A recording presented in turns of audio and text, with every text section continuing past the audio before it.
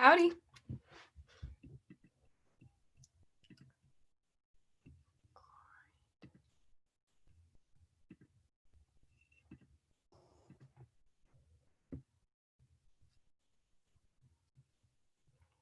Miles, are you there? Yeah. Awesome. We'll start audio in about 3 minutes.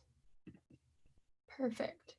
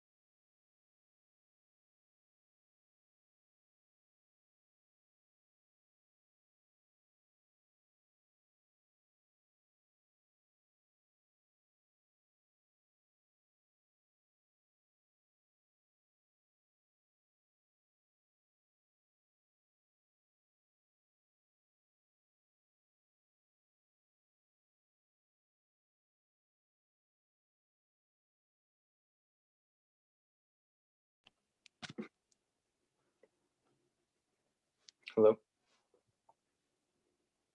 Hello. All right, let's start in the countdown.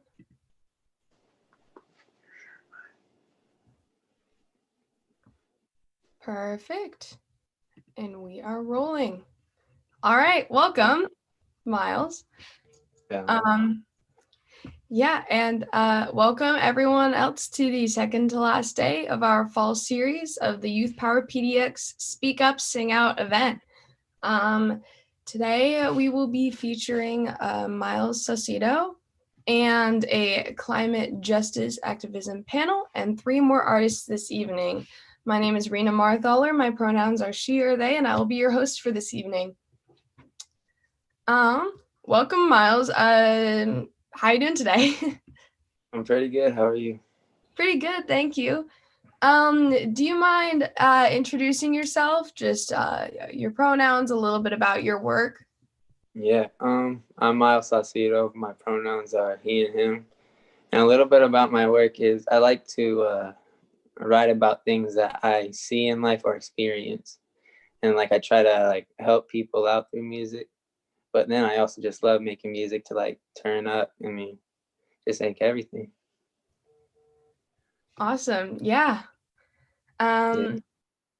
So I'm before we start, I just wanted to, ask a few questions about yourself. How would you describe your identity and your background? My background.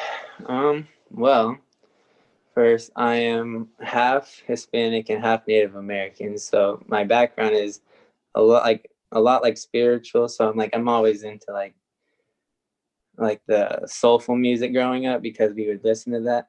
So my background has a lot to do with music that I'm making now, because I have like an older soul, people say, for my music, because listening to like the greats like Tupac, everyone remembers their music. So it's like, why not make music that's great like this? Yeah, of course. Awesome. And I guess you answered that question a little bit, but what impact more so has that identity had on your music?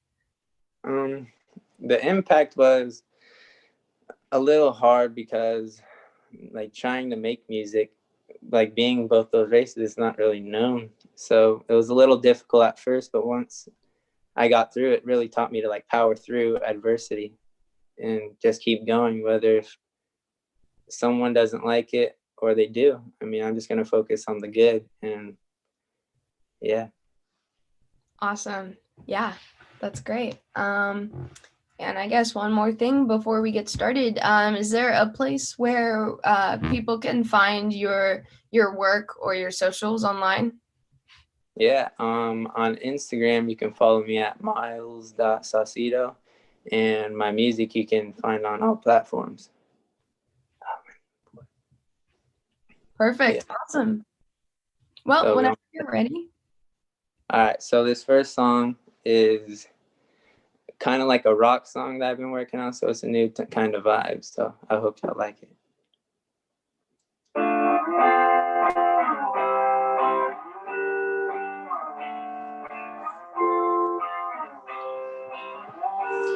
I'm on my fun shit, break shit, I'm busting on your playlist. Riding with my homies, so I know you ain't gon' say shit. Fake bitch, she messing with my feelings. Ain't got a heart of gold, but her looks are still appealing. Yeah, but while I'm riding like a rock star, passing all my limits cause we running from a cop car. Yeah, but inside I am a monster, breaking all the rules, but I still don't give a fuck, bruh. You keep on running, but I know that you stuck now. Shining on my wrist, it's a VV, a bust down. Ay, don't be giving many fucks now. Riding with my family and the homies with a roof down. I'm crazy, running like a baby. Just maybe, baby, you can save me. I'm crazy, feeling all crazy. Doing drugs so my father learned to hate me. You keep on running, but I know that you stuck now. Shining on my wrist, it's a VV, a bust down. Don't be giving many fucks now. Riding with my family and the homies with a roof down.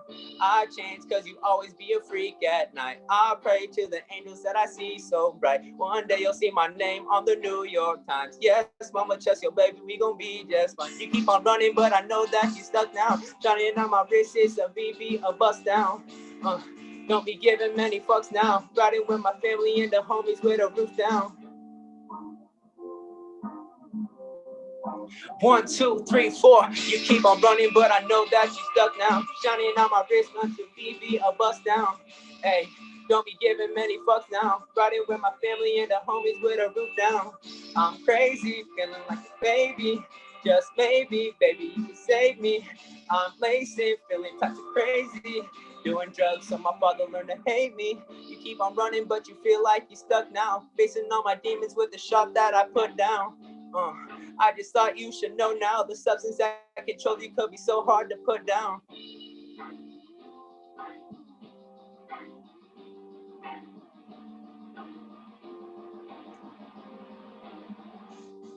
Hey, you keep on running, but I know that you stuck now. Shining on my wrist, it's a VV, a bust down. Don't be giving many fucks now. Riding with my family and the homies with a roof down. I'm crazy, feeling like a baby. Just maybe, baby, you can save me. I'm lazy, feeling types of crazy. Doing drugs so my father learned to hate me.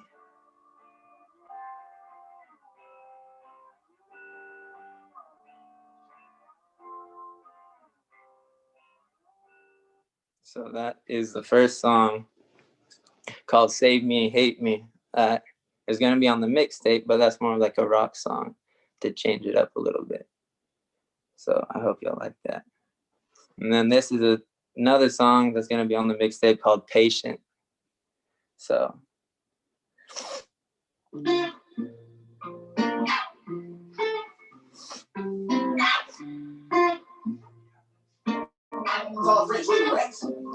I know you're patient, but I'm just trying to get beyond that.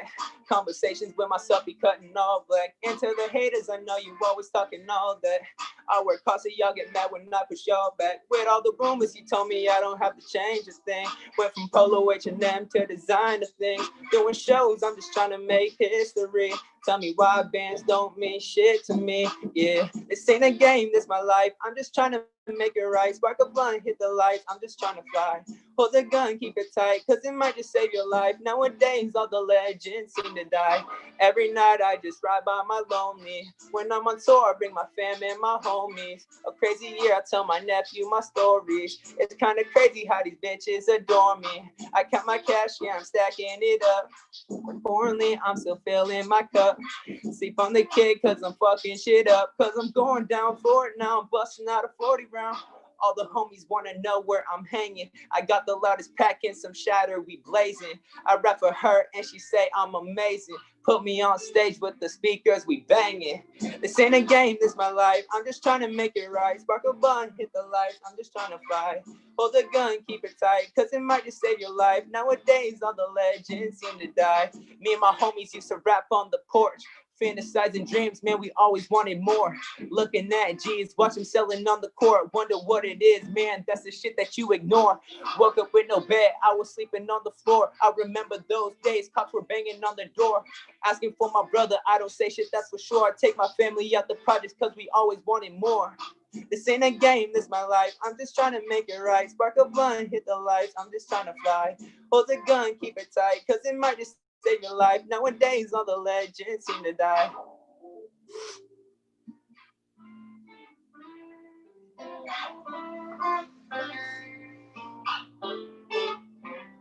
I know you're patient, but I'm just trying to get beyond that.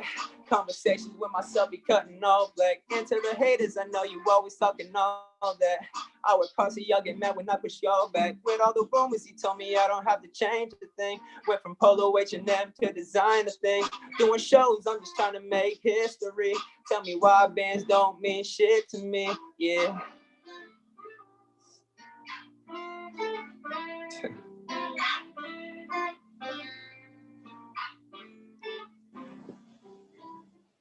So that's my second song, Patient. And my last song that I'm gonna do is called Heart of My City, that I recently wrote. So I'm gonna be looking at my phone, so I don't wanna hear anything from anybody hearing it about me being on my phone. So here it is.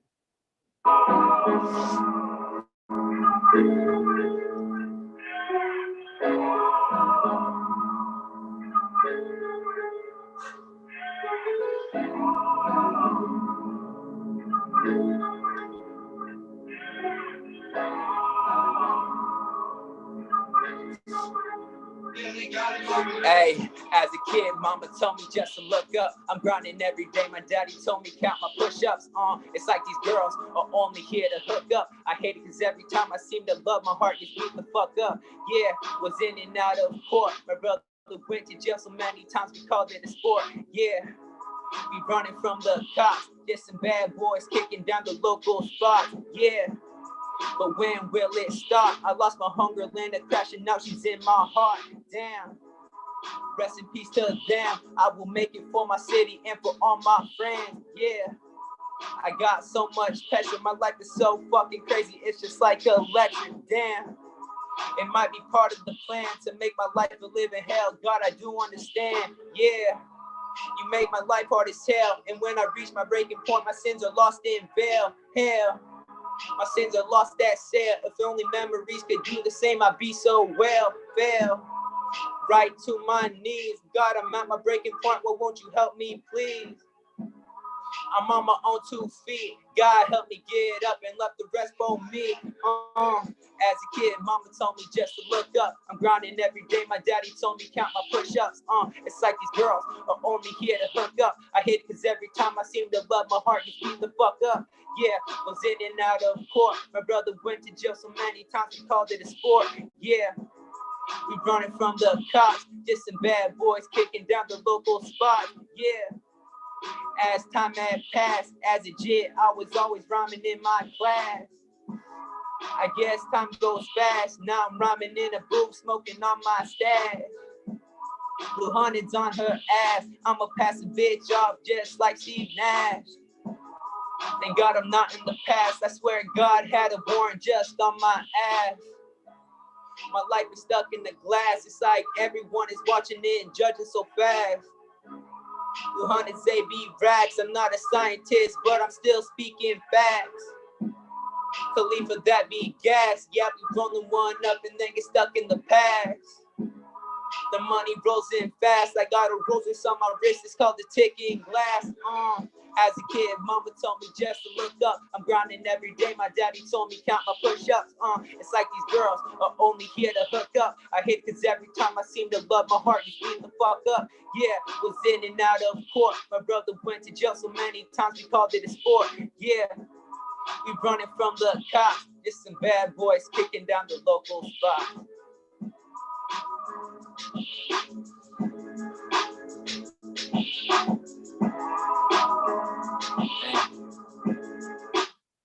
And that is my song, Heart of My City. Awesome. Thank you so much. Oh my gosh. Now I know you had a set with us a few days ago and I really wanted to go because I wanted to hear you, but I couldn't. And I'm so lucky I get to host now and hear it. It's really sick. I can see that you pour a lot of soul into your music. Thank you. Yeah. It means a lot. All right. So are you ready for a couple interview questions? Yeah, let's do it. Wicked. So I'm curious, what are some issues of today that are important to you? Like I said in my last one is like dividing people by race. I hate that. I mean, everyone's just equal and I'm gonna do my best with my music to try to put everybody together because right now with quarantine and everything is hectic and I just feel like people need to come together and I'm gonna use music to try to do that the best I can. Yeah, of course. So I guess with, especially racial equality, that ties a lot into one of the core values of this group and this event, which is like intersectionality. So, something that you've probably already answered for us, but I just want to, know again, what does intersectional youth power mean to you?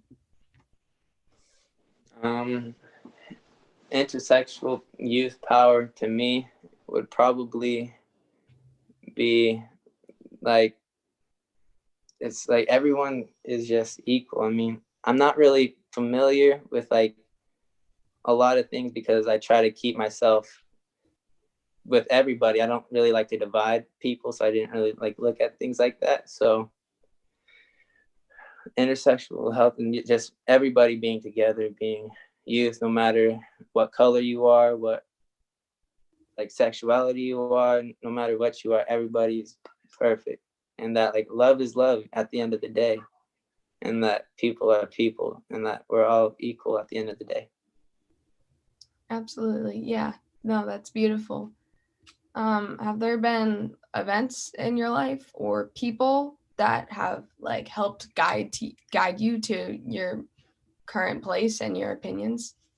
Yeah, of course. I mean, Andre Middleton and my family have really pushed me to like stay on the right path and not go to anything else because I've witnessed firsthand with personal family what the wrong thing can do and what it can do to your family. So it's like my family really showed me the rights and wrongs of what I should be doing. So, and I use the negative to put it in music. So yeah, so they were definitely a big part of me making my music. Absolutely. Yeah. Well, I guess how do those like rights and wrongs come out in your music? Let me rephrase that a little bit. I like turning it back to music. What is your process for writing songs with such meaning? I mean, usually when I start to write, I'm in a lot of mental like awareness of like what's going on. So like with my brother, such as in Heart of My City, my brother would be getting locked up a lot and not doing the right thing, and I'd have to be visiting jails and the courts and seeing all that system, like the correctional like facility. And when I say my brother went to jail so many times, we called it a sport. That's me trying to put a positive on a negative. But also, if anybody else my age has like an older sibling that wasn't doing good at that time, they could listen to this song and be like, damn, I'm not the only one. Like, his brother was doing it, but he can still do the good thing, you know? Totally. Yeah. No, it's great that you have a message that you're channeling through your music. So I guess one of my last questions will be, what advice would you have for aspiring musicians, or even just, aspiring human beings? Oh man, that's a great question. One thing I'd say to musicians is don't listen to anybody and on what they say, because they can hate on you as much as they want. But at the end of the day, if you love it and it makes you happy and that's what you want to do, then do it. Honestly, you only live once. It's like, might as well shoot for the stars. If you're missed, you're still with the stars. I mean, it's funny how stuff works, because I never thought I was going to be doing this. I never thought this. People would make fun of me at school, say I wasn't that good, but I mean, the same people are not coming to me telling me that I'm doing a great job. So it's like, keep doing what you love, and in time, everyone has their chance. So that goes for everybody. So whatever you do in life, make sure you love that shit for everything. And imagine yourself waking up every day that you could do that and that you're going to be happy, because being happy at the end of the day is the most important thing. Awesome. Yeah. Wow. No, that's really great to hear, especially as a musician myself. So just once again, where can people find you on socials or music? Like I said, on Instagram at miles.saucedo, and I got music on SoundCloud, just Miles Saucedo, and Apple Music and Spotify, it's just Miles Saucedo. So look it up, listen to it, jam out. If I'm out on the road and you're listening to it, I'm gonna be yelling at you, saying that you're bumping my song. But yeah. All right. Well, thank you so much for the performance and sharing your take. It was really incredible. Thank you. Yeah, of course. All right. Thanks for having me. Absolutely. All right.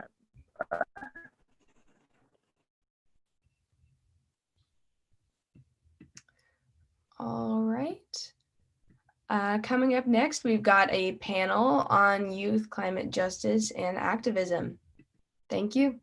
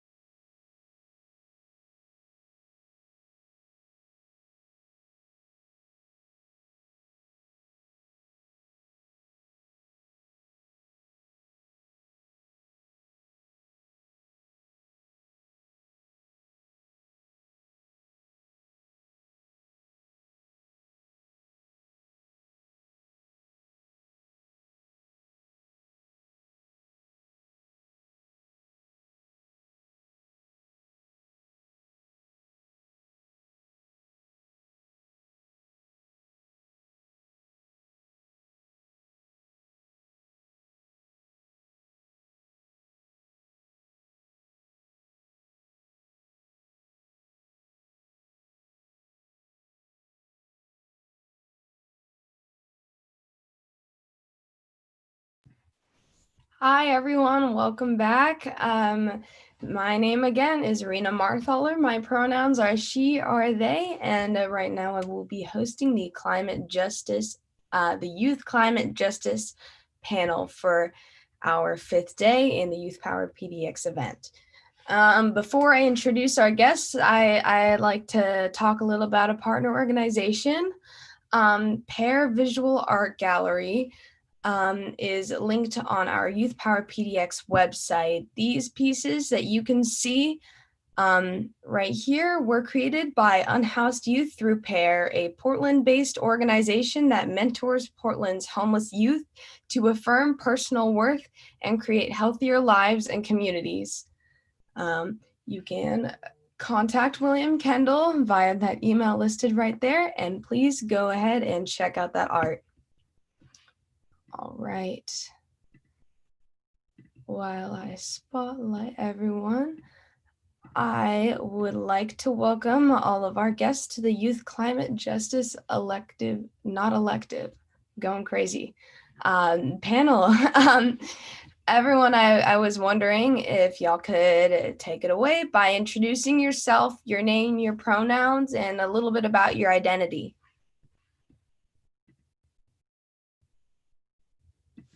Okay, I can start. My name is Shreya Chinam. I like to go by she, her pronouns. I was born and raised in Portland, Oregon, and I'm a first generation American. I went to Lincoln and graduated this past year, and now I'm going to UC Davis as a freshman in college. Awesome, thank you, Shreya. Hi, my name is Holly. I use she, her pronouns. I also graduated from Lincoln last year, and I'm currently taking a gap year. So I'm working on different farms right now.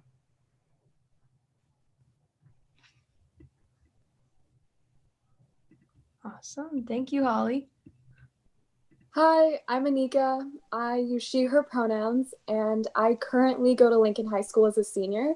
I'm 17 years old, and I'm really excited to be here. Yeah. Hi, I'm Yenna. I'm a senior at Cleveland High School. My pronouns are she, her. I'm also a first-gen kid, and I have a low-income background. I'm half Korean. I don't know. Yeah.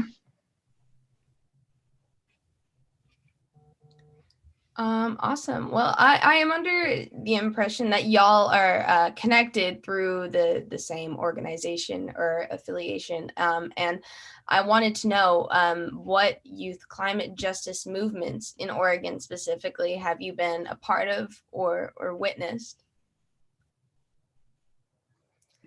Yeah, so I know that Shreya, Anika, and I, we were all in Lincoln. We were working together in the environmental justice class that we have there. So that's kind of how we started organizing together, and then through Sunrise as well, Sunrise PDX. So that's mainly how us three work together. And then I've worked with Yenna during work with Renew Oregon and organizations like that. Yeah, I mainly work with Sunrise PDX. I'm the Teen Caucus coordinator, as well as I was one of the fellows this last summer. I've worked with 350, like Shreya and I worked on the strike together. Rena, we worked a lot with like PPS together, right? Yeah.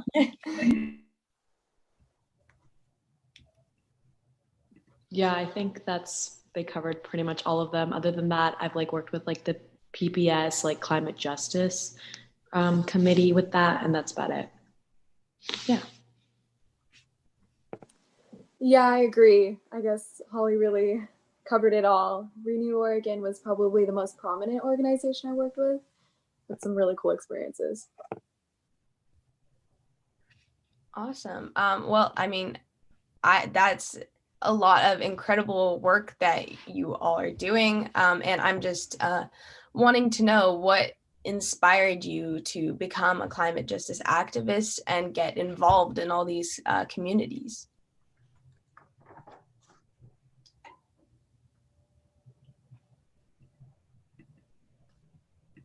Well, for me personally, the first time I really started getting into this was seeing the first climate strike, the youth-led climate strike.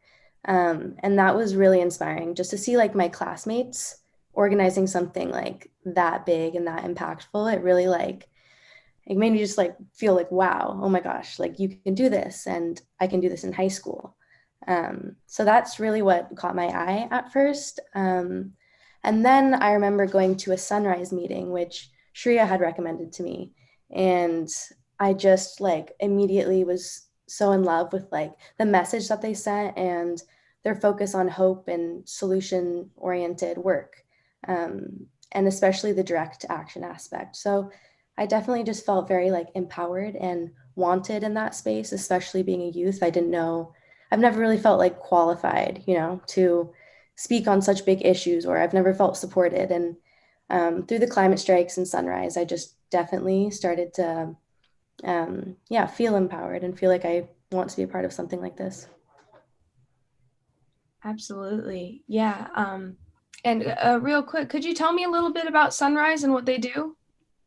Yeah, so they're like an organization that's all around the country. They kind of have a unified message of climate justice, and they support different organizations and different youth in doing whatever, climate strikes, different direct actions specifically to support climate justice and different justice movements. I don't know if you guys have anything to add about Sunrise and what they do. Yeah, Sunrise is actually the organization that started the Green New Deal with AOC. They do a lot of work with different local political campaigns around the country, like supporting a bunch of progressive candidates and really being successful. Like they helped Ed Markey beat out the Kennedy not like too long ago. Yeah, what they do is like they change common narratives around climate justice and around like they work a lot with like clean jobs and sustainable energy and that kind of stuff. Awesome. Yeah. Well, anybody else, just going back to what inspired you to be a climate justice activist? Yeah, so I think for me, it was like my junior year of high school, and I was taking courses at Lincoln, and I started learning about climate change, but it was kind of like, it was rather than the science aspect of it, I was learning about like the social justice and like racial justice and like economic justice, like, or injustice aspect of climate change and how that's affecting people all across the world.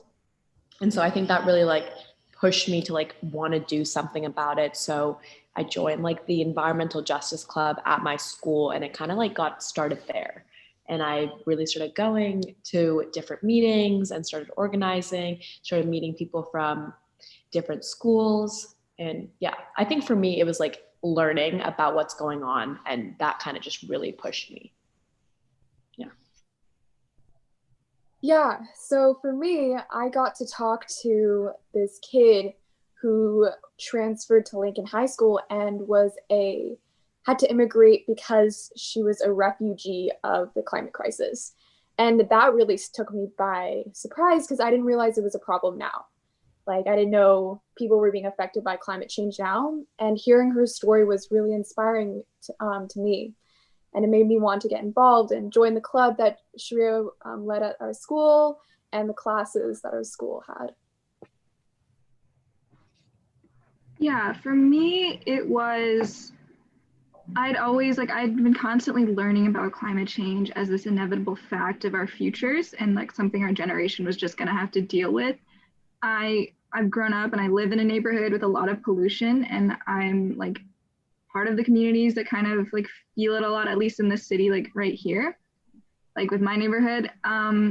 So I felt like a lot of climate grief, you know, like we all kind of deal with that question, like I guess it is just like questionable, like our futures, and so much is uncertain right now. And it was just a way for me to reclaim my own power, and like getting involved making me feel like I was contributing to the movement was a way for me to really feel hopeful. Like that's also one of the things I love about Sunrise is they have this value of like radical optimism of like, you know, always believing in the end, everything's going to be okay. And it's just that kind of outlook really kind of changed my life. And it was that kind of really drew me to the work.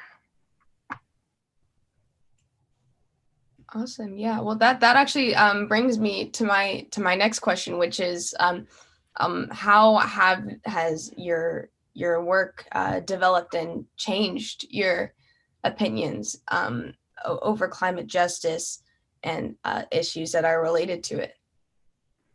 I'd say I became a lot more radical. I started my work kind of more as a liberal, and I'm like a leftist. I think it definitely pushed me that way. I definitely agree with Yenna. I started off as a liberal and I feel like I'm definitely a leftist now. And I'm kind of like, I think my political views have changed as I've like learned more about the climate movement and just like through organizing. I feel like I've learned a lot about just like the world in general and just like even little things about like having like show compassion to others and like how to like have a nice conversation with someone, how to really like be an active listener and to like listen to understand. Also just like little things have definitely changed since I've been organizing and I've been a part of the climate justice movement. Yeah, I think the biggest thing that changed for me is probably like knowing that I don't have to wait for someone else to do something about this problem. Like going back to that idea of empowerment, I just felt like, okay, finally I can take this in my own hands and I can organize what I want to see. And there's other people that want to do this too. Like the sense of community is like super, super, super valuable. Yeah, so I personally support like the Green New Deal on the national level. And I guess that makes me a very progressive person. But at the same time, I do want to be able to talk to people and hopefully like come to a middle with other people with different ideas than me. But I don't know. I don't know how I would label myself. But yeah, somewhere in the mix of it. Yeah, no, I found it really interesting that a lot of you brought up politics. I know, at least for me, when I started learning about climate justice and movements surrounding that, I was like, oh, it's not a political issue. And then I started to learn more about consumer blaming and that it's not totally about shortening your showers and not using straws. And I guess I want to know, how has your work been involved in politics, or rather, how has politics affected your work so far? I think I can speak on this. I worked very closely with PPS, Portland Public Schools, like the district, and just like people there in order to get climate education from kindergarten through 12th grade schools in our school district. And I felt like, I guess I wouldn't say necessarily this is like politics, but I feel like something that's really prominent in our system is just like bureaucracy and how slow and inefficient change, like how like slow and inefficient change happens, and just having it go through every single level rather than having like the power be at the bottom, or I guess like among the people, and it's like the powers at the top making change really hard and slow. Not necessarily about politics, but I think that's something that I've definitely noticed. But yeah. Yeah, in my work with Sunrise, actually, a lot of what they do, which I wasn't as familiar with that aspect of it, was working with like local politics and within like the local community, and especially on the like lowest levels, like the city council or something. You know, a lot of times we focus on the federal government or the state government, but there's so much. I feel like the most accessible for like the average person to really create change is with like the local, like within their city, even like within Portland. And in my work, I've started getting a lot more involved because of Sunrise, because they're constantly working with different campaigns, with different like, I don't know, like this last summer, I organized 2 different town halls around racial justice and climate justice, all with like local city council candidates. And yeah.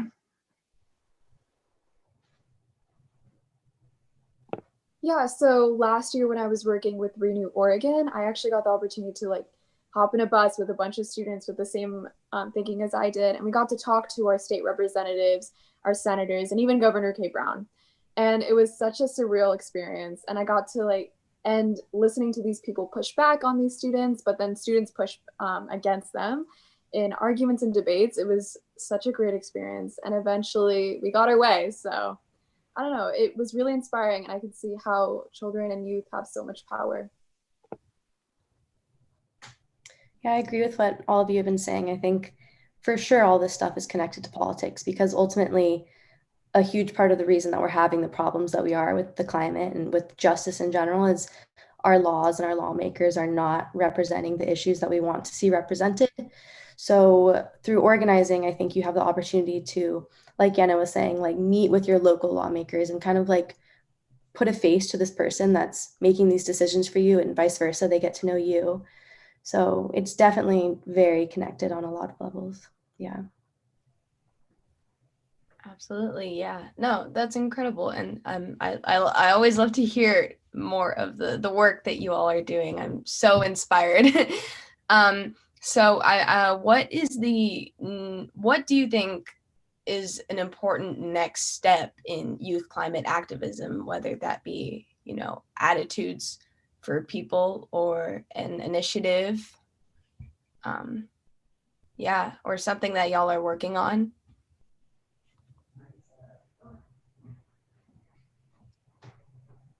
I think it all starts from the ground up, right? With the grassroots movements. And with I think the first thing to do is just get involved locally and always just direct action, like Holly was saying earlier, and just attending protests, attending events, organizing them, getting involved, trying to change things at your school or something, or just anything. I think people underestimate how much power just one person, how much one person can really, how much change they can create.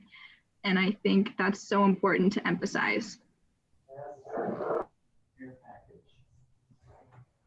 Yeah, for me personally, for my personal activism, I've been focused more towards food sovereignty and kind of that aspect of climate justice.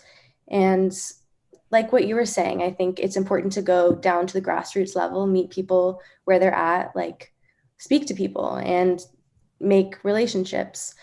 And so I think, hands-on organizing and networking with different people and getting outside of your bubble as well. I mean, if that's who you can reach, that's great, but also getting outside of your comfort zone and talking to people who have different identities as you and different lifestyles and, who maybe don't agree with you on that stuff. I think it's really valuable to talk to people, especially who don't agree with you, which I think is one of the shortcomings of the climate movement, can be a lot of shaming of people's morals and their values, which I think kind of makes the divide get even bigger.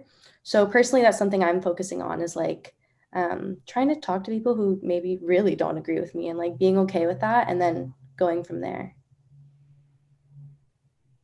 I think a big thing to wait, can we restate the question, please? Yeah, I mean, I was just curious, what is an important next step in youth climate activism?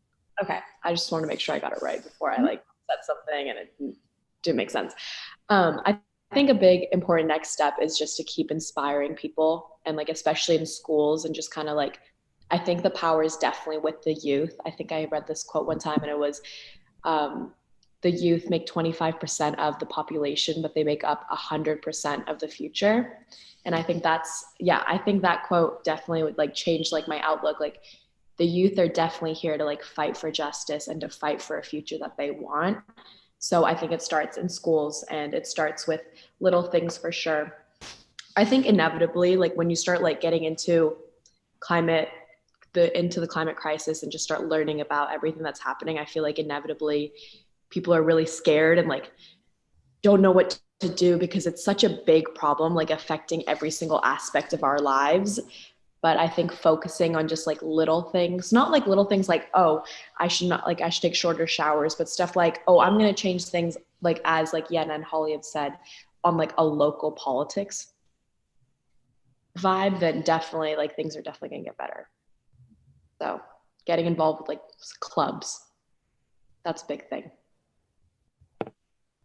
Yeah, I can actually add on to that. So personally, I've been focusing on the political side of things.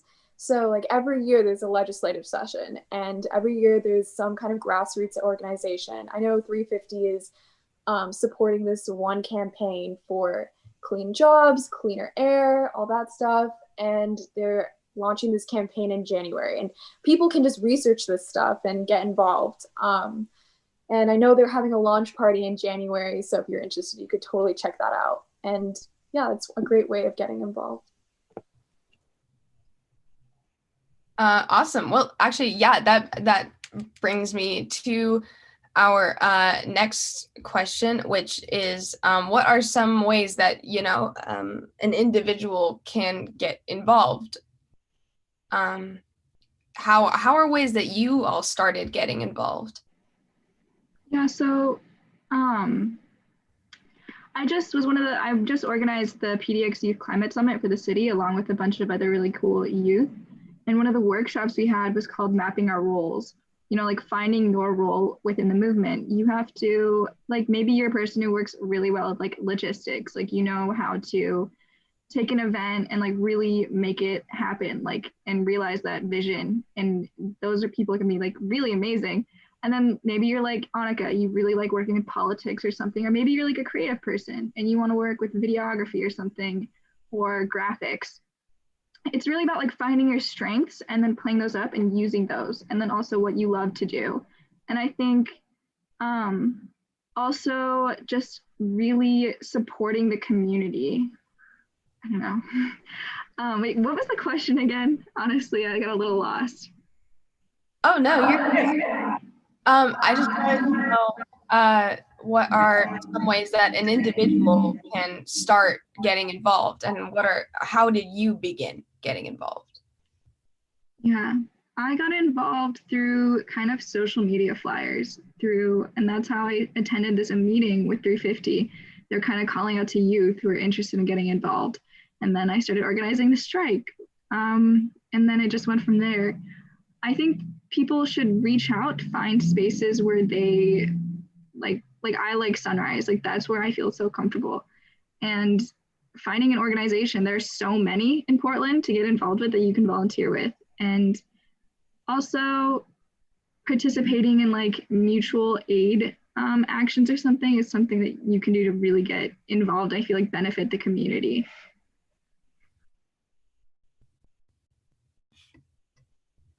Yeah, I really agree that Sunrise, I think, is a really good place to get started because it can be kind of intimidating to just like go into organizing work because you're like, yeah, what's my role? What am I doing? Who are these people? But Sunrise is so like, you can just kind of go and observe, or you can be a part of it, or you can, whatever you want to do, like there's a place for you and you are very, very welcome. And that's like one of their, I'd say, biggest focuses is to make sure that's like how everyone is received. So that's a really good place to start. And I know they have meetings pretty frequently. So yeah, you can definitely look into that. So Sunrise is a good jumping off point. And then I feel like you can kind of get to know more organizations and network with people through there. Yeah, kind of like I was saying earlier, I feel like if you're in school, definitely like either creating a club that's like fundraising or like talking to Sunrise and stuff like that, or like joining a club that already exists in your school, or also joining Sunrise would be a great place to start. Sunrise is great because I feel like they have a place for everybody, whether you know very little or whether you know a lot, like whether you're an expert, you have a lot of skills or anything, they have like a place for you and like where to like start organizing or where to start learning or anything like that. So definitely a good starting place. Yeah, another organization that I would recommend is probably 350 PDX. They have so many cool campaigns, and I've met some really cool people from that organization. So, yeah. I also, I want to acknowledge that Sunrise is a really white organization. Like I love them, and they're like all youth, but at the same time, it's it's really white. If you're a BIPOC youth and you want to get involved, I'd also recommend like the Youth Environmental Justice Alliance. Which is Yesia, and they're from Opal. There's also Ally at Apano, which is the Asian and Pacific American Network of Oregon. Also, if you're a Pacific Islander, the Pacific Climate Warriors, which is a branch of 350 PDX, and they do a lot of really amazing work.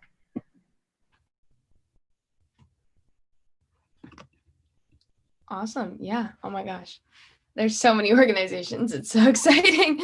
I've heard 350 be mentioned a couple times, and I wanted to give a shout out to 350 PDX really quick. They were a huge sponsor and supporter of this event, and a big reason why I didn't give up on doing this panel, and I'm really excited that I didn't. I was wondering, someone who's involved in their work, could you tell me a little bit about 350 PDX? Yeah, so last year I worked with them a little bit on Earth Day. I got to like hop in on their meetings and stuff. I met some really cool people. Everyone was super chill, super nice. Then I went to a general meeting, I think just a couple of weeks ago, where they talked about their plans. They had some great speakers, and you get to sign up for, they have a lot of volunteer opportunities where you can actually work on a team, or you can just work on smaller little events. They have a lot of opportunities to volunteer, and I totally recommend. The people are great. Yeah, they also do a lot of work in divestment with like Chase Bank. And I think Shree can talk more about this, but like Zenith or something. I'm not sure if that work is, I don't know what it's at, like where it's at currently. I wouldn't say I'm totally up to date on what's happening right now, but in the past, I'm positive like 350 PDX has like worked with the city to get Zenith, I guess, like removed from Portland and to have them stop exporting tar sands from Portland to other places in the country. 350 PDX, I think they do a lot of different kind of stuff, but like Yenna said, a lot of divestment is their big goal. Yeah, I can talk on the Chase, what they're doing with Chase. So actually with our EJC club at Lincoln, we did a day where we just wrote letters to the president of JP Morgan Chase. And we did that all through 350, and it was really cool. Everyone was super into it. And then actually a bunch of people from 350 went to the different banks, and I think they gave a letter out to them, and they just spoke what they were saying, like all the things that were wrong with Chase, how they're the #1 funder of fossil fuels in the whole world, and how there's so many things that are wrong with that for obvious reasons. And so, yeah, I think that's some of the things they're doing. They might be doing more, but that's all I know. I think they're also doing work with the Portland Clean Energy Fund and also the Oregon Green New Deal. I think those are the campaigns and like kind of work they're doing. Awesome. Cool. Yeah, well, proud to have them as a sponsor and a supporter. Thank you again to 350. As we talk about some campaigns and stuff, what are some campaigns that you all, specifically ones that you all have worked on, but that you felt have been really successful and I don't know, with really good outputs?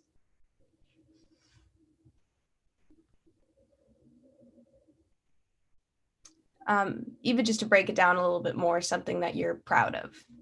Okay. I think something that's like a little bit smaller than like a lot of the things that I guess have like worked on or worked with people on was like a little camp that me and Holly organized over not this summer, but last summer, I think. And so we had a youth activist camp where we had a bunch of kids and we taught them about climate justice and like gave them foundations to what climate justice is, what racial justice is, and just like talking about like intersectionality and stuff like that and what they can do to get started in organizing and stuff like that. And I think a big output that came out of that was the students that attended the camp were able to go back to their middle schools and their high schools and start their own like environmental justice clubs. And most specifically, there was a student that went to Harriet Tubman and she went back to protest freeway expansion that would have caused more pollution for their school, because Harriet Tubman's like right near I-5 and a freeway expansion would have caused more pollution and more noise pollution for their school. So that's something that I'm very proud of. And like, I was like, I don't know, I smile thinking about that. I'm like, oh my God, like I was able to like help that happen and like help inspire this person. So yeah. Yeah, most recently I worked on the PDX Youth Climate Summit, it came from the climate emergency resolution that the city passed, and they gave us the opportunity. Part of it was like, so much of it was advocated for by the Portland Youth Climate Council. And so they gave, one of the conditions that they wanted in was having this summit for like local youth to join together, learn, and like build a community together. And that just happened on December 12th. It was really amazing. There were like 200 people there. And even on Zoom, like people were so engaged and like excited to learn about the movement and how to get involved. And I was really proud of that work that we did. Yeah. Yeah, I'd have to agree with Shreya. That's the first thing that came to my mind was the camp because, yeah, for the same reasons, you said it well, but and it was just very rewarding because it started off as just like an idea, like, okay, we want to do something. How about a camp? And then, as it got more momentum, and this was only with like 5, 6 people, sometimes less. And we just, organized a whole camp, and it was so inspiring to see like young kids come and want to do this and like they're passionate about it. So yeah, being able to give a space for that and participate in that was definitely what I'm most proud of in my work so far.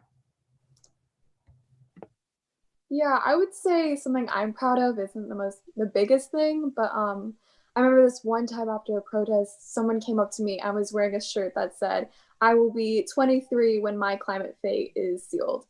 And they were they were really intrigued by my shirt. And we just had this really cool conversation. I was able to say all this cool stuff that I learned about through these organizations and through class. And I think I really had an impact on that person. So that was super cool.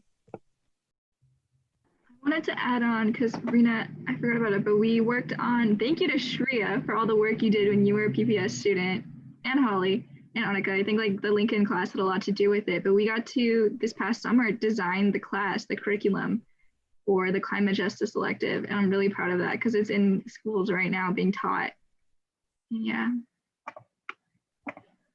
Yeah, I was going to talk about that because that was also a really big win of like last year of getting climate education from kindergarten to 12th grade. That's a really big deal. So definitely proud of that as well.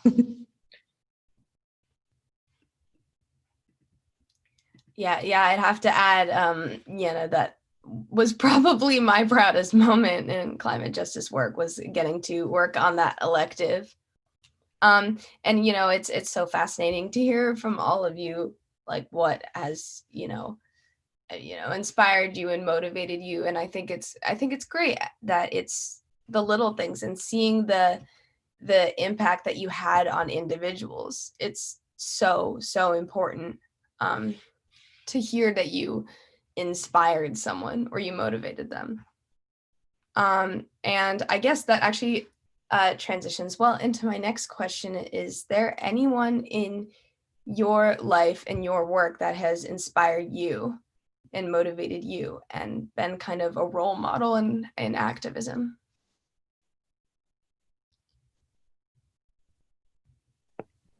I would say my biggest motivator and the people who inspired me the most were my peers, for sure. Definitely the senior class above me was super involved in EJC, and they were in my classes and in my clubs, and just watching them, like, they're always older than me, and I guess older kids always are doing the most.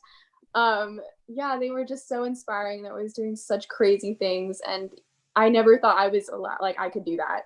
And watching them definitely inspired me to do more. I've been lucky throughout my climate justice journey to kind of just gain a lot of mentors along the way. And the thing is, they're not even like, they're literally like 24, 23 or something, all of them. And they're so amazing. Like their jobs, like all they do, like their free time, like what they spend is like really helping the community and doing like the important work. And it's like Anna Kemper from like Sunrise and like Indy Keith and Maura Campler. I'm sorry, I'm trying to name them. And also Misha Belden. Yeah, Shreya knows Misha. they're all so amazing, and they're so dedicated to the work, and they give me such good advice. And I think that's so important, is like also kind of like Anna was talking about, like the older kids, like having that kind of those lessons passed down is a really cool part of getting involved in this work. It's like getting to know these really cool people and learning from them.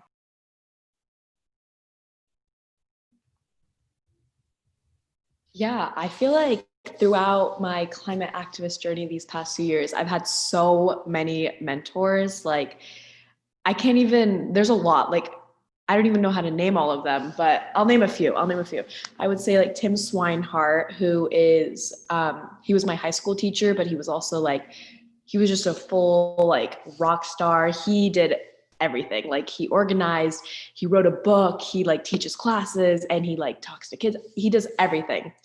Another person would be, oh my God, the name has just escaped me. Oh, Susie Kassouf of Sunrise Movement. She is a bundle of joy, and I always look at her for when I'm like feeling super hopeless, and I like talk to her for even just like 30 seconds. I feel so hopeful about everything that's going on. So I think she's definitely one of like a good role model to have. Yeah. Yeah, I've also had too many to count, but I'd say, of course, like what you guys said, I agree. But also the women that we helped organize the camp with, Erica and Cheryl and Jane, they were like super awesome because they all kind of came from different things that they were doing, and they just decided to help support us in whatever we wanted to do, like literally whatever. And that was just like such, I really look up to that. Like, you know, you can just help people and it makes a huge difference, and you never know what it's going to turn into. So I'm really thankful for them for just teaching me that, like, whatever you set your mind to, you can do.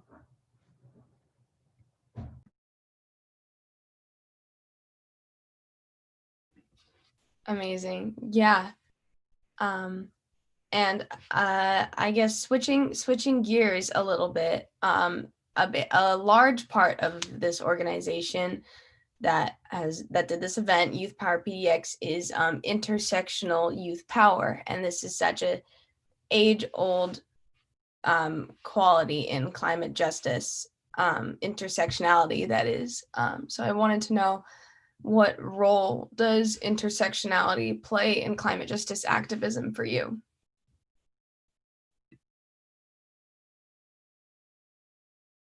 I think that's like the whole point behind saying like climate justice. Like, it's about recognizing that existing inequalities within our society are exacerbated and perpetuated by climate change, and they impact the most vulnerable communities the most. I think it's all about intersectionality. This issue intersects with so many others.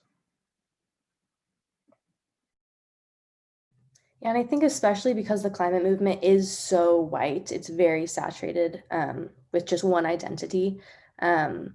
It's extra important to always be like recentering back on intersectionality, because for me, like when I think of intersectional youth power, it's like we are, our differences like make us stronger, but you have to be making sure that you are, you know, having diverse, different perspectives and different identities working together and actually listening and like respecting one another, and yeah, just like really working together to be stronger. Yeah, and you know, I wouldn't even say that the climate movement itself is just really white. I think those are the voices that just get centered the most. Like, there are so many communities that are all like frontline communities that are already doing the work on their own. Like, they're and then often they get overpowered, or like the voices that get represented the most, and in the media especially. Like Greta Thunberg is this amazing activist, but there are also so many other BIPOC activists who are doing such important work, but she is spotlighted the most. Like, she's the most famous one, and that isn't necessarily like she's doing amazing work, but it's also, there's like reasons for that, you know, like there are reasons why the other ones aren't given as much attention.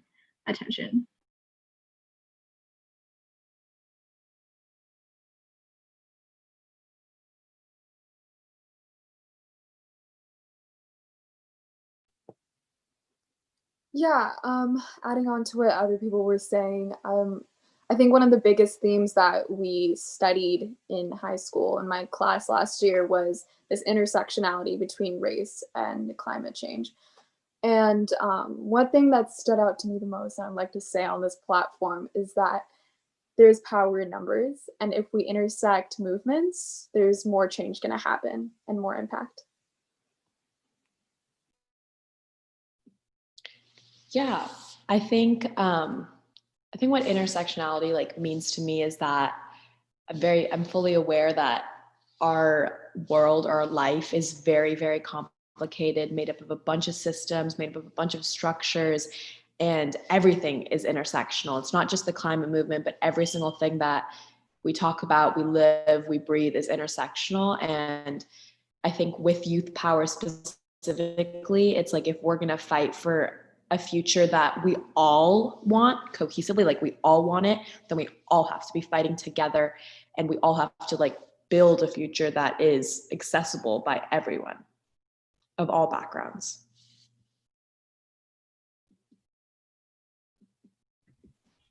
Absolutely awesome. Yeah, and I'm just noticing like throughout even education, I don't know, the only education for climate change and justice that I had in schools was these white savior movies.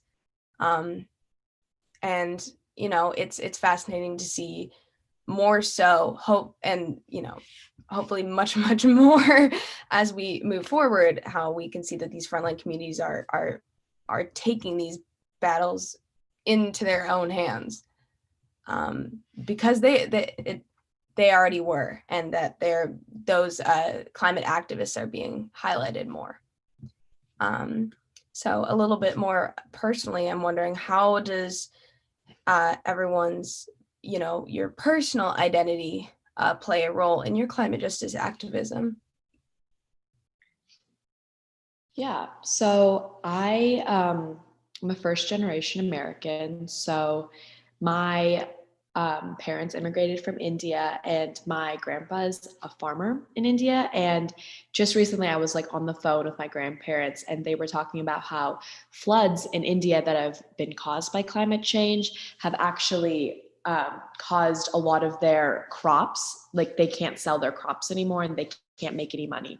And the way that they described how much was like mind blowing to me. It was 3 like truckload full of like vegetables that they had just harvested that are all gone because of climate change and or floods that were caused by climate change. So I think that specifically has like molded my identity, and just like how I've been able to see like from just I get to see like my grandparents like having to be on the front line of climate change and having to deal with that has definitely shaped like how much I want to fight for this and how much I want this. And yeah.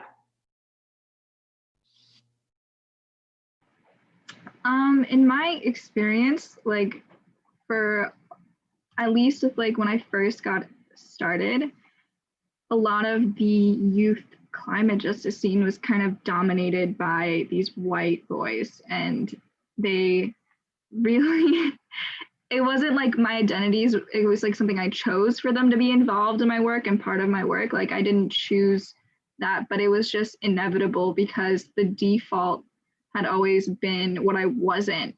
And I kind of I wanted to represent my communities and be there for them, and also like include them in the narrative when they weren't being included. I don't know if this is something you guys can relate to, but yeah.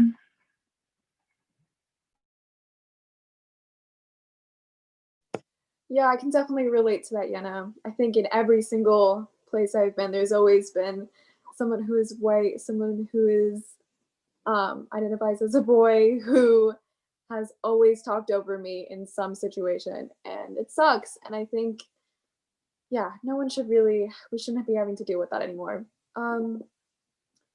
Okay, one experience I can relate to my identity is that I'm also a first generation American. So both my parents grew up different parts of the world, but they are originally from Sri Lanka, which is a small island.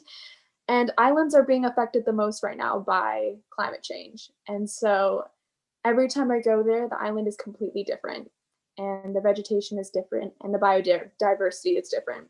That's really disappointing to see, for sure.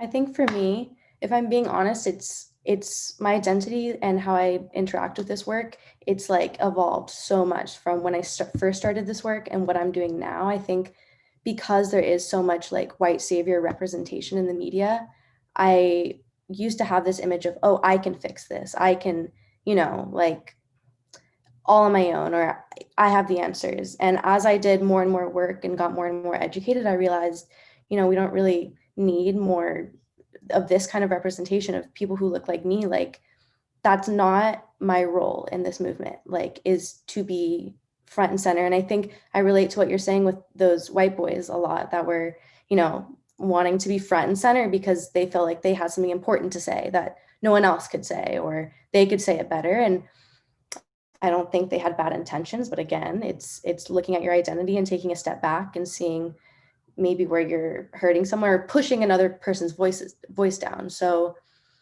I think now I try to listen more than I talk, and listen, truly have empathy, and like not push my thoughts on other people, and slow down enough to breathe before I'm getting intense or wanting to share something.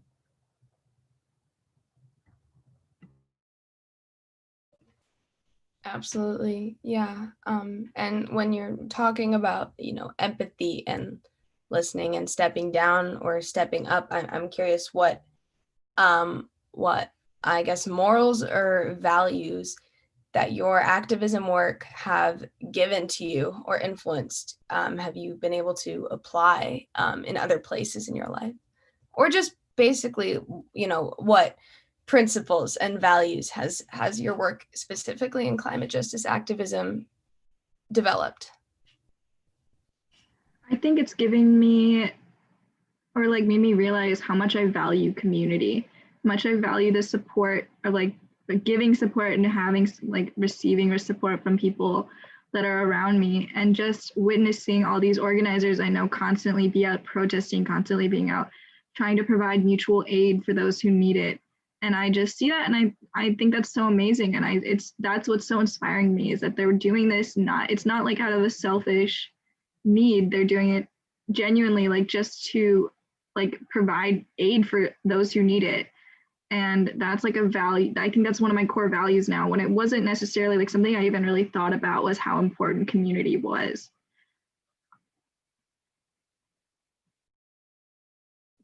Yeah, to kind of go off of that, I feel like I also learned that I definitely value a community a lot. And also just the same thing that Anika was saying earlier, like there is power in numbers. And I think I realized that I don't like to do things alone. I like to work with others. I like to build things with others. I like to discuss things with others rather than doing it alone. And I think that's something that I definitely realized about myself through this line of work. Yeah, something that I feel like is really core to my beliefs now is slowing down and doing it the right way, rather than just trying to get it done in any way you can. Because usually that, leaves kind of some issues. Maybe it's not a holistic solution like you might have wanted to be. So I think slowing down, talking to people, working with other people, discussing, which can be hard because you have all these great ideas you want to push through, but like really taking your time and working with others. Yeah, adding on to that, I remember when I first started and we would do these community building activities, and I'd be like, oh my God, I really dislike this. And I would complain inside of my head. But then what I learned from that is to step back and stop rushing through everything, like what Holly said, and that I can get so much more out of this if I participate and like really enjoy these activities than just, getting work done.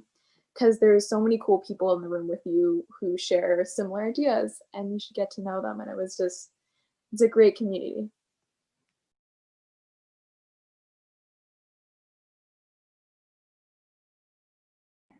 Yeah, sorry, were you gonna say something? And I was talking about this earlier, but kind of the combination of the values of like community and like radical optimism, like with Sunrise, and just I think it's really like a value that has become kind of about survival for me, about like, you know, there's so much going on in the world at once, and there's so much that we as youth are constantly thinking about, constantly dealing with. I think our generation is like the most radicalized one yet, just and socially aware. But just having that like knowledge that there's a community of people there for you, and having that value of like believing, you know, in the end things are going to be okay is just so important.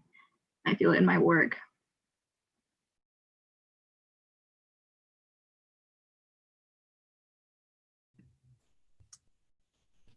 Absolutely. I guess one of my last questions for tonight, thank you so much everyone, is what basic advice would you have to an aspiring climate justice advocate or someone who wanted to be an ally of the movement?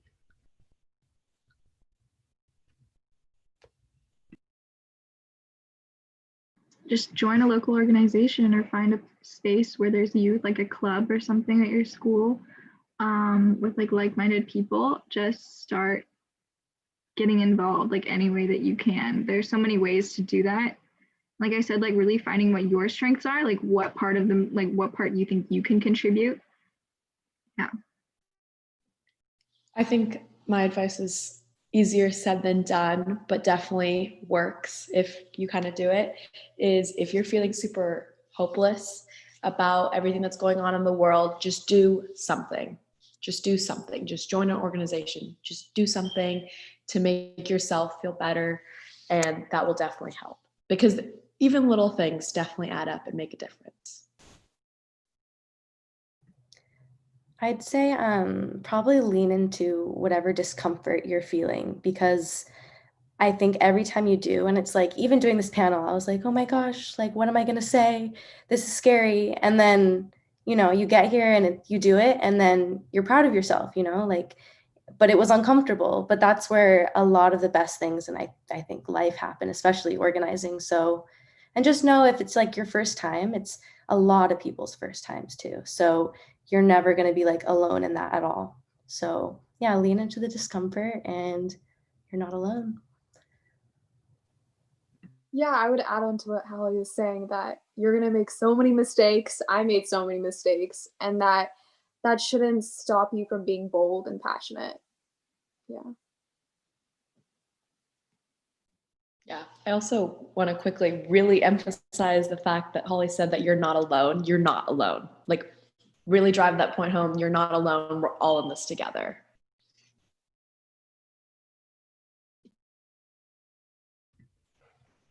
Awesome. Yeah. Is there anything else that anybody wanted to add or shout out? Thank you to this tech support that are currently on the call with us right now for the work they're doing.